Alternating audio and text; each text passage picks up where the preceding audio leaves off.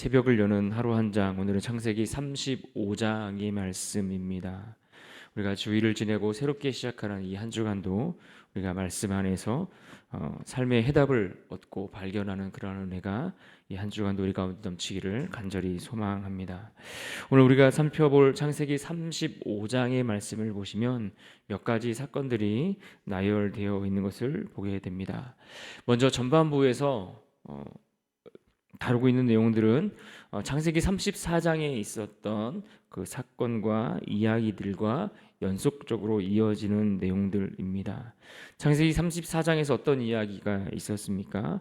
야곱의 딸 디나가 성추행을 당하는 사건 직후에 그 사건으로 인하여 하나님이 그들에게, 즉 야곱과 그의 가족들을 향해서 하나님이 주셨던 명령의 말씀이 그들에게 주어지고, 이것들에 대해서 야곱이 또 그의 가족들이 함께 이행하는 내용들이 오늘 35장에 주를 이루고 있는 내용들이라고 할 수 있습니다. 그리고 이어지는 16절 이하에서는 야곱의 마지막 아들, 12번째 아들 베냐민이 출생하게 됩니다. 베냐민의 출생으로 인해서 이제 이스라엘의 어떤 민족적 기초를 이루게 되는 12지파, 이스라엘의 12지파의 뼈대가 드디어 형성되고 완성되는 것을 보여줍니다. 그래서 하나님께서 드디어 아브라함으로부터 시작했던 그 민족을 야곱을 통해서 그 12아들들을 통해 하나님의 택한 백성들의 어떤 이스라엘 민족의 공동체가 시작되고 출발하는 아주 귀중한 그 기초를 마련해 주시는 것을 오늘 말씀 속에서 확인하게 됩니다. 그런 의미에서 야곱의 아들들의 명단이 다시 한번 오늘 말씀 가운데 소개가 되고 있고요. 그리고 이어서 그의 아버지, 야곱의 아버지 이삭이 세상을 떠나는 장면까지의 내용들을 오늘 창세기 35장에서 다루고 있습니다. 먼저 창세기 35장을 들어가면서 앞에서 있었던 34장의 이야기를 다시 한번 생각을 해보면, 야곱의 딸 디나가 그 땅에 거주하다가 그 세겜 땅의 주장 세겜으로 하여금 강간을 당하는 사건을 우리가 보았습니다. 이 일로 인해서 야곱의 형제들이 어떻게 반응합니까? 아버지 야곱은 오히려 잠잠하고 있는데 그의 아들들, 특히 시므온과 레위가 그 분노를 참지 못해서 그 족속 모든 남자들에게 할례를 행하도록, 다시 말해 그들을 할례를 통해 그들을 속였습니다. 그들을 속여서 그들을 기습하여 모든 남자들을 죽였을 뿐만 아니라 그 성에 있는 자녀들과 또 아내들까지 사로잡고 모든 재산들을 노략질했다라고 말씀은 우리에게 기록해 주고 있습니다. 그래서 이 일로 인하여서 야곱이 맞이했던 절망감과 낙심과 그 두려움이 얼마나 컸는지를 창세기 34장 30절 말씀에서 잘 기록해 주고 있습니다. 34장 30절입니다. 야곱이 시므온과 레위에게 이르되 너희가 내게 화를 끼쳐 나로 하여금 이 땅의 주민 곧 가나안 족속과 브리스 족속에게 악취를 내게 하였도다. 나는 수가 적은즉 그들이 모여 나를 치고 나를 죽이리니 그러면 나와 내 집이 멸망하리라. 야곱은 지금 사실 자신이 누군가를 속이는 그런 속이는 자로서의 인생을 살다가 외삼촌의 집에 가서 오히려 속임을 당하는 인생을, 그것도 20년이나 그렇게 살며 배신과 그 많은 수모를 겪으면서 지내왔습니다. 그런데 그것으로도 모자라서 이번에는 자신의 그 나쁜 점들, 자신의 그 못된 점들만을 쏙 빼닮았던 그 아들들의 모습을 보면서 정말 충격을 받지 않을 수 없었을 것입니다. 그리고 그것들로 인해서 그 땅의 주민들이 도무지 이제는 상종하지 못할 그러한 사람들로 자신들을 취급하고, 또 그래서 자신들을 해하려 올 것들에 대해서 그는 너무나 두려워하고 있었습니다. 그때에 바로 이 야곱에게 하나님이 또다시 찾아오셨습니다. 베델에서 찾아오셨던 그 하나님, 또 야복 강가에서 밤을 지새우며 그를 찾아오셨던 하나님, 그 하나님이 또다시 그가 세겜 땅에 머물러 그 위기 가운데 있을 때에 찾아오셨습니다. 그리고 그에게 1절에서 이와 같이 말씀을 하시는 겁니다. 1절을 보겠습니다. 하나님이 야곱에게 이르시되 일어나 베델로 올라가서 거기 거주하며 내가 내 형 에서의 낯을 피하여 도망하던 때에 내게 나타났던 하나님께 거기서 제단을 쌓으라 하신지라. 하나님이 그에게 명령을 하셨습니다. 그런데 그 명령의 내용이 무엇입니까? 하나님이 그에게 처음 나타나셨던 곳, 다시 말하면 베델에서 있었던 사건을 그에게 언급하고 계시는 겁니다. 그래서 베델에서 만났던 그곳으로 만났던 하나님을 기억하고 그곳으로 올라가서 그 하나님께 제단을 쌓으라 이렇게 말씀하고 있습니다. 야곱에게 있어서 베델은 어떤 곳입니까? 베델은 그 야곱이 형 에서와 아버지 이삭을 속이고 그들을 피해 집을 떠나 도망하던 길에 잠시 머물렀던 곳입니다. 낯선 땅을 홀로 가는 길에 지쳐 그 노중에 돌을 베개 삼아 잠을 청했을 때에 그 고단한 잠에 지쳐 쓰러져 있는 야곱 가운데 그 꿈에 다가와 찾아와 만나 주셨던 하나님과의 첫 번째 만남이 있었던 장소입니다. 다가오셨을 뿐만 아니라 그에게 하나님의 꿈이 무엇인지, 너를 향한 하나님의 계획이 무엇인지를 말씀해 주시고 그에게 복을 주실 것을 약속하시고 내가 어디로 가든지 너와 함께 하시겠다라고 약속해 주셨습니다. 또 그것으로 야곱은 너무나 큰 감동과 위로를 얻고 하나님 앞에 서원을 올려드립니다. 그 서원의 내용이 28장 20절로 22절에 나와 있습니다. 28장 20절로 22절을 한번 봅니다. 야곱이 서원하여 이르되 하나님이 나와 함께 계셔서 내가 가는 이 길에서 나를 지키시고 먹을 떡과 입을 옷을 주시어 내가 평안히 아버지 집으로 돌아가게 하시오면 여호와께서 나의 하나님이 되실 것이요 내가 기둥으로 세운 이 돌이 하나님의 집이 될 것이요 하나님께서 내게 주신 모든 것에서 10분의 1을 내가 반드시 하나님께 드리겠나이다 하였더라. 하나님이 그를 처음 만나 주셨을 때에 야곱은 하나님과 이와 같은 약속들로 내가 이제는 하나님 앞에 이러한 약속들을 지키며 살겠습니다라고 이야기를 했습니다. 그러나 그의 약속과 달리 실제 그 삶을 돌아보면 그의 인생이 이 하나님과의 약속을 선뜻 지킬 수 있을 만큼 그의 삶이 넉넉지 않았던 것을 우리는 볼 수가 있습니다. 외삼촌 라반의 곁에 있으면서 엉뚱한 여인과 결혼하게 되는 그러한 속임을 당했을 뿐만 아니라 그가 사랑했던 라헬과 결혼하기 위해 14년을 무보수로 그렇게 일하며 그렇게 수고했을 뿐만 아니라 여러 차례 10번이나 라반에게 그 임금의 문제로 속임을 당하고 배신을 당했다라고 성경은 말씀해 주고 있습니다. 하지만 그렇게 그의 삶이 힘들고 고단한 일들도 있었지만 분명 성경에 보면 하나님이 그의 삶에 큰 복을 주셨음을 우리는 알 수가 있습니다. 창세기 30장 43절에 보시면 하나님이 야곱의 삶에 어떤 복을 주셨는지에 대해서 이렇게 표현했습니다. 이에 그 사람이 매우 번창하여 양떼와 노비와 낙타와 나귀가 많았더라. 하나님이 그의 삶을 충분히 풍요롭게 채워주시고 번성케 하셨다라고 말씀해 주고 있습니다. 게다가 라반에게서 도망쳐 나올 때도 하나님은 이 라반으로 하여금 그를 해치지 못하도록 라반의 꿈에 찾아가셔서 말씀해 주셨습니다. 야곱의 삶을 해치지 못하도록 막아주셨습니다.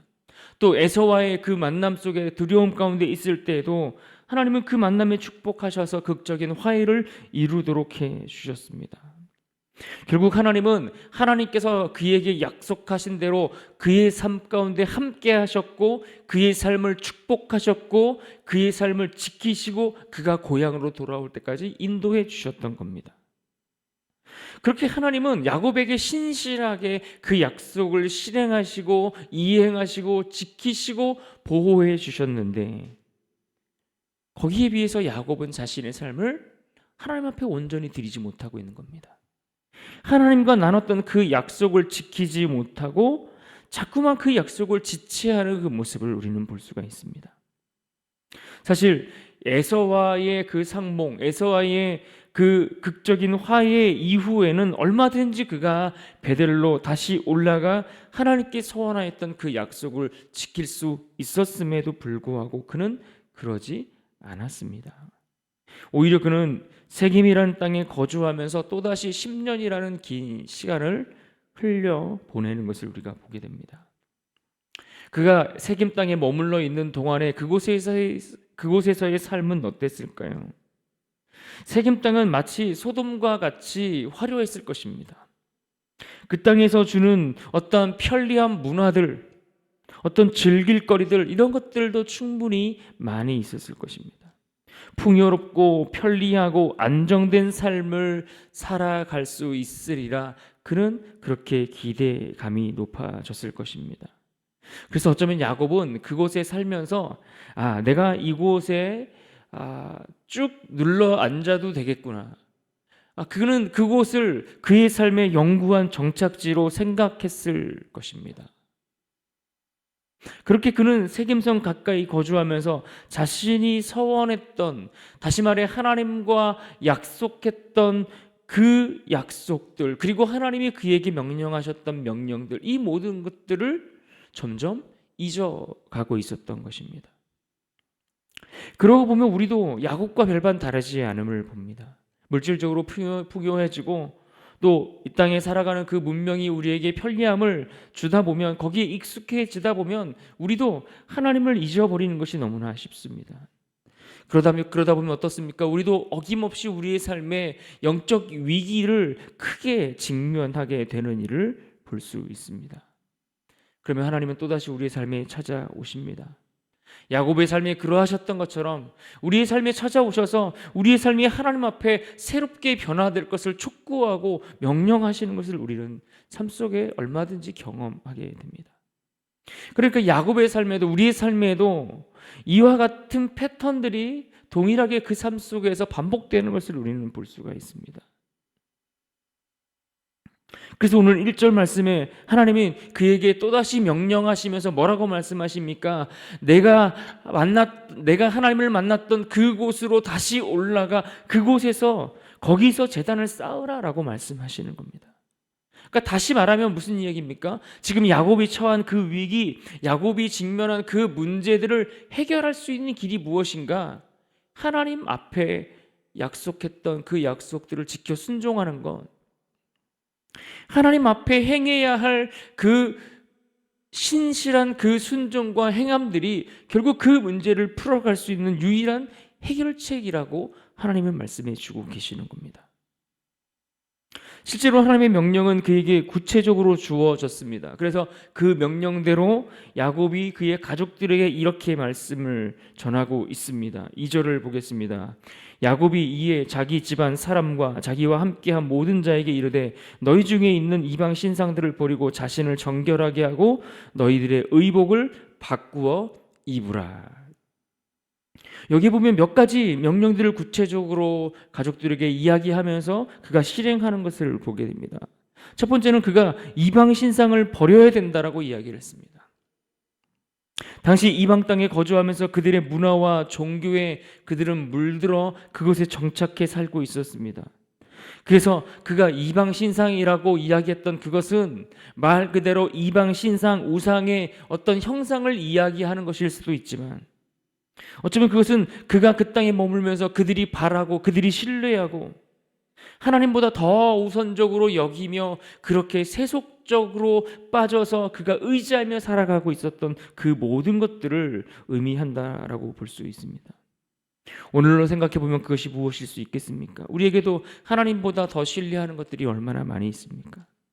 그것이 때로는 사람일 수도 있고, 우리가 자주 접하는 TV 매체나 책이나 게임이나 오락이나 보석이나 도박이나 어떤 미신이나 음악이나 스포츠나 어떤 돈이나 풍요나 명예, 권세, 얼마든지 우리가 하나님보다 더 신뢰하고 의지하고 자꾸만 끌려다니는 그 무엇이 있다면 그것을 버려야 한다라고 오늘 말씀은 우리에게 분명하게 가르쳐 주고 있습니다. 물론 이러한 것들 가운데 우리에게 선하게 사용하고 유익하게 사용될 것들도 있지만, 그러나 그것이 하나님을 대신할 수 없다라는 것을 우리는 분명히 알아야 합니다. 이것들이 하나님과의 관계를 깨트리거나 이것이 하나님과 나 사이의 어떤 영적 성장에 방해가 되는 것들이 있다면, 그것이 무엇이든 우리는 그것을 과감하게 청산하고 끊어버릴 수 있는 용기가 오늘 우리에게 필요한 줄 믿습니다. 야곱은 이것을 그들에게 명령했습니다. 어쩌면 이때 그 라헬이 들고 왔던 그 드라빔도 함께 묻었으리라 생각이 됩니다. 두 번째로 또 그들에게 무엇을 명령했습니까? 두 번째로 자신을 정결케 할 것에 대해서 이야기를 했습니다.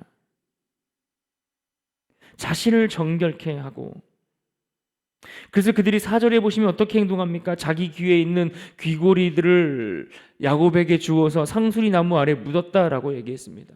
육체의 아름다움을 꾸미기 위해서 사용했던 그것들을 걷어서 그 장식들을 다 내어 버림으로써 그의 내면의 삶까지 변화에 이르러야 했다라는 것을 그들은 말씀 속에서 보여주고 있는 겁니다. 그러니까 이 역시 하나님과의 지속적인 교제를 위한 조치입니다.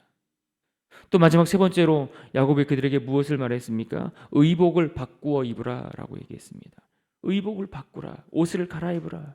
무슨 말입니까? 마음과 삶을 바꾸어야 한다라는 뜻입니다.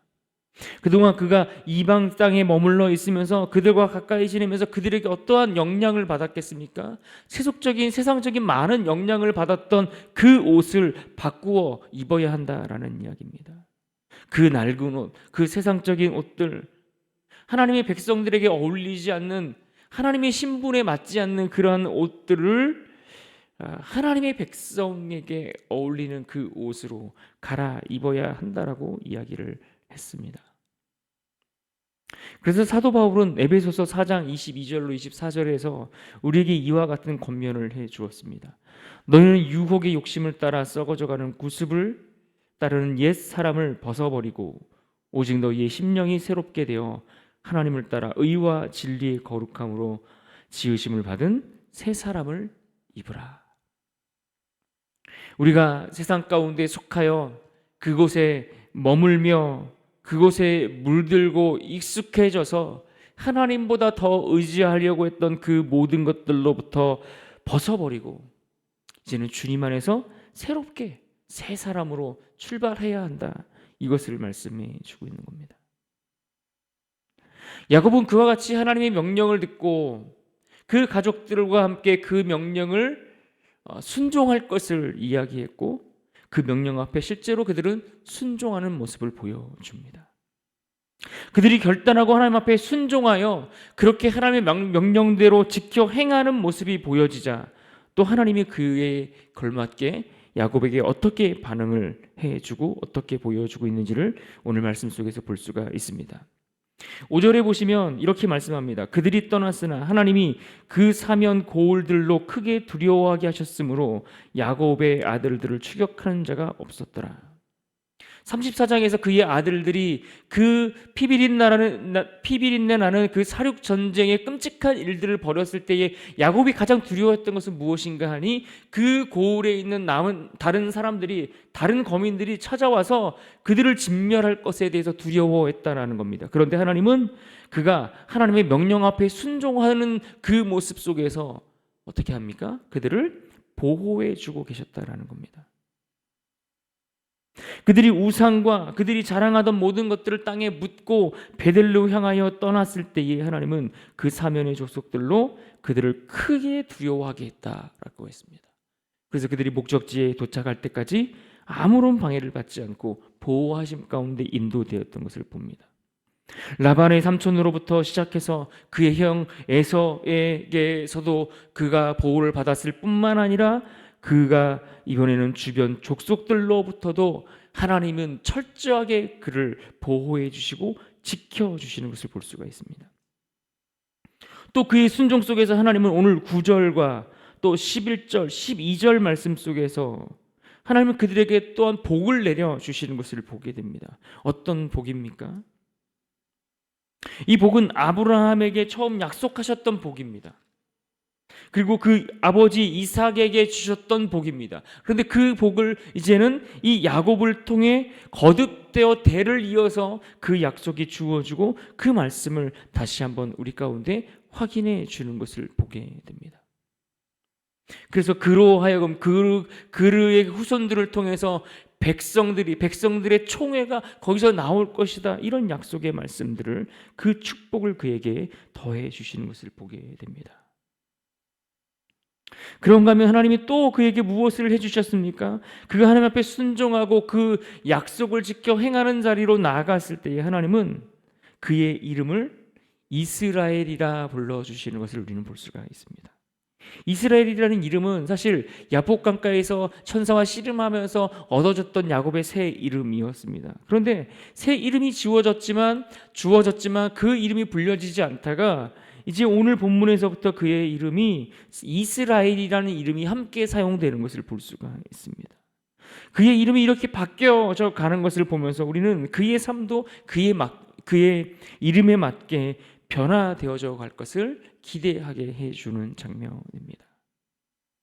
이같이 여러분, 하나님은 그가 하나님 앞에 순종하며 나아갔더니 이 하나님의 은혜 가운데 6절과 7절 속에서 또 14절과 15절의 말씀처럼 입술로 뿐만 아니라 서원하였던 그것들을 행동으로 순종하며 실천하며 그렇게 열매로 그의 삶 가운데 이것들이 맺어져 가는 것들을 오늘 말씀 속에서 우리는 보게 됩니다.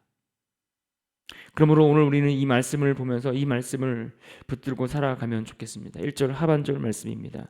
내가 내 형 에서의 낯을 피하여 도망하던 때에 내게 나타났던 하나님께 거기서 제단을 쌓으라 하신지라. 하나님께서 우리를 어떻게 자녀 삼아 주셨는지, 어떠한 은혜로 우리를 인도하셨는지를 깨닫고 우리가 세상에서 안주하려고 하는 그 본성들을 돌이켜서 다시 주님과의 그 은혜가 시작되어진 그 첫사랑의 자리로 우리의 삶을 돌이켜 갈 것을 하나님은 우리에게 분명하게 말씀해 주고 있습니다.